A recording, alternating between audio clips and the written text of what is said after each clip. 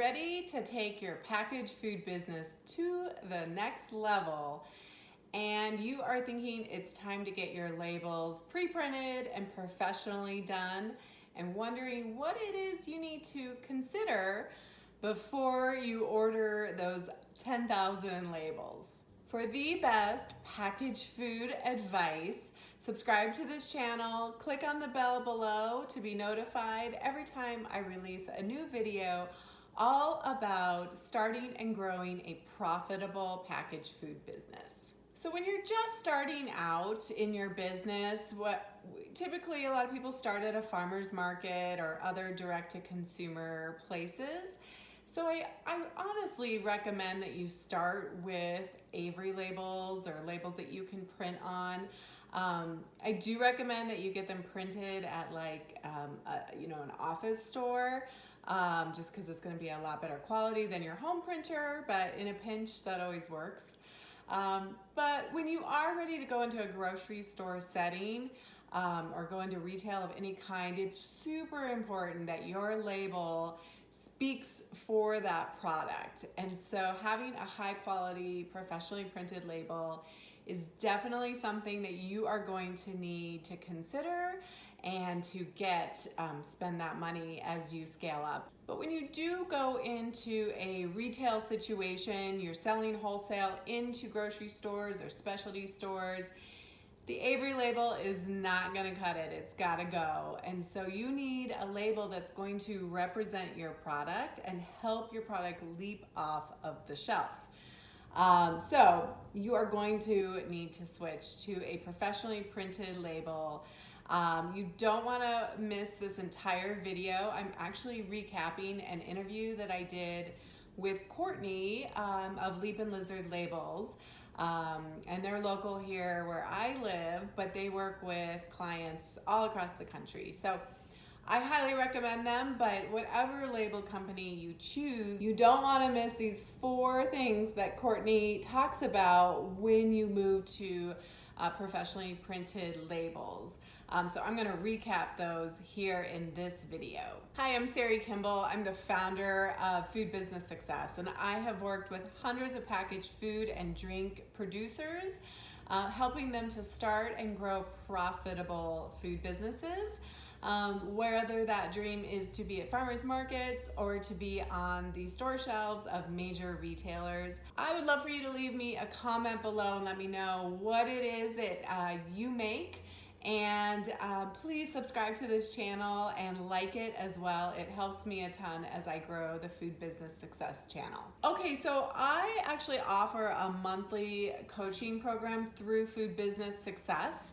And this is an opportunity for entrepreneurs to interact with me, ask me questions, get their questions answered in a timely way and correctly the first time. And as part of that monthly coaching membership, I offer a bonus resource every month. And so for next month, I put together, interviewed Courtney from Leapin Lizard Labels, talking about the 4 things you need to consider when you are moving to a professionally printed label company. So let's get into it. Can't wait to talk about these 4 things to consider. Okay, so the first thing you want to consider is the type of product that you have. So what is the actual packaging, and then what is inside the package? So I'm going to do a little show and tell here, but let's say you have a jam or like a mustard here. You're going to want to be sure that it's water resistant, that it's the right thickness, that it's going to stick to the actual packaging. So those are definitely things that you want to consider. If your product is really oily, right, there's going to be certain kinds of labels that you just can't use. And so you want to make sure that you're getting the right material. You would not, Courtney taught me about all of these different kinds of materials, everything from like gold foils and shiny to matte and craft paper looking labels. They can do it all. And there's everything from waterproof to removable.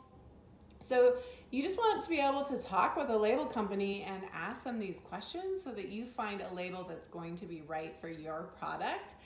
I can tell you from a grocery store setting, being a buyer for Whole Foods Market, and also a marketing director there, that a product that doesn't have a label that can stand up to if something were to leak or spill or something got on it from somewhere else, it's not gonna live on the shelf for very long. So that is the first thing to consider, making sure that it's the right label material for your package type and the product that's inside that package.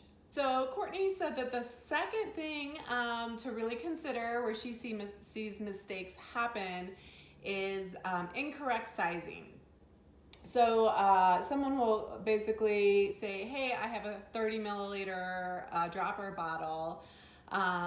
And so they just they think that all bottles are the same size, or all these containers are the same size.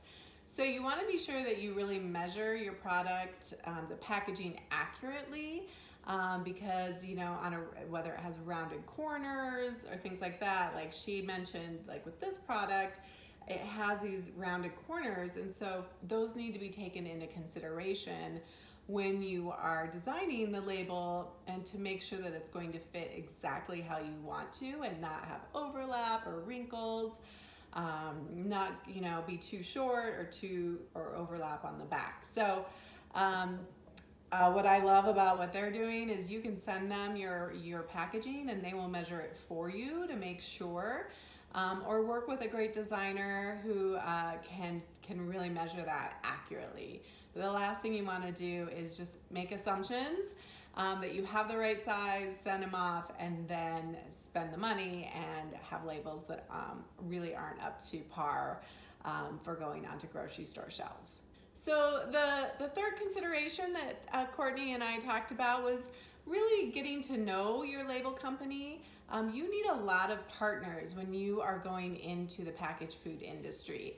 You're going to need everything from graphic design, probably lawyers, CPAs, a label company, a packaging company. You want to be in partnership with these people. So I know it's really tempting to use online services, and I want to even go into names, but things for like business cards and sales sheets and things like that. But when it comes to labels, that's just one area that I don't think that you should try to skimp on. And Courtney doesn't either, of course, but there are lots of label companies, but it's going to be such a better experience if you can have a real person to talk to and not just be submitting something through an online website and never having anybody to talk to.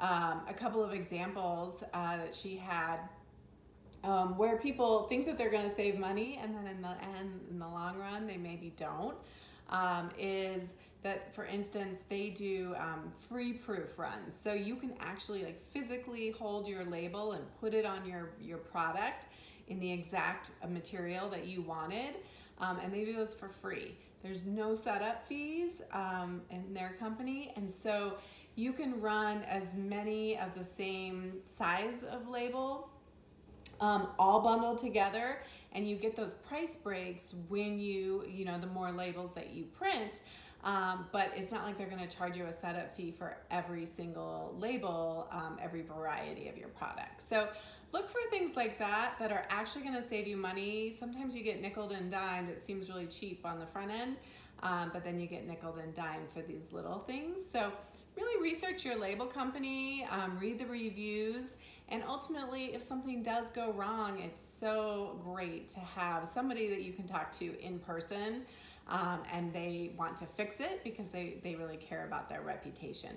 So as much as possible, I mean, you're in local food, you're trying to be supported, you want people to support local food.